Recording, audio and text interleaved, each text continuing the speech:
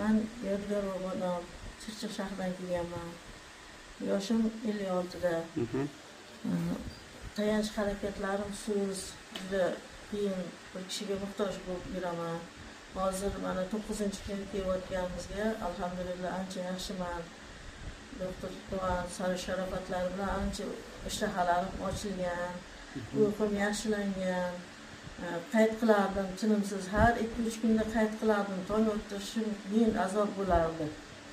Shu necha yildan beri shunaqa edi? 3-4 yildan beri shu jigar, fibroz kasali bilan bezovtalanardim. Avariya bo'lganman, shuni asoratlari bilan qiynalardim. Hozir alhamdulillah uyqularim ham yaxshi, ishtaham juda yaxshi. Allohga minnatlar shukr.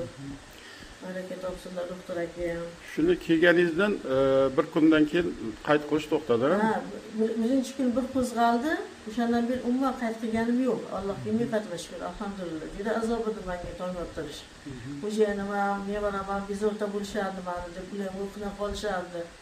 Kechasi bilan tong o'tirib, azob bilan tong o'tirardi. Bir kishi doim oldimga turardi. Mana ishqi o'qib qo'ydilar, ruhiyalar nimalari bilan. Alhamdulillah. Shuni qiynalardim. Ota-onamni ham bezovta qilardim, ruhlarini chirqirardim, dod deb yig'lab chiqardim, tong o'tirardim, yig'lab. Allohga shukr, hozir umuman shuncha kundan beri umuman bezovta bo'lganim yo'q, ularni ham bezovta qilganim yo'q. Alhamdulillah, Allohga minnatlar shukr. Orada osham yeyapsiz-a? Oshiydim, ha. Oshiydim, mana hozir shirinliklar yeyapman hozir-hoziroq. Tarvuz yeyapman. Oldin ko'p parhez qilardim, ko'p narsa yemasdim. Juda qo'rqardim. Qayd qilganim uchun juda parhez tutardim. Hozir hamma narsa yeyapman hozir-hoziroq.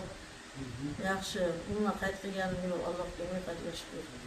Yaxshi. Kechasi uyquda oldin qiynalardingiz-a?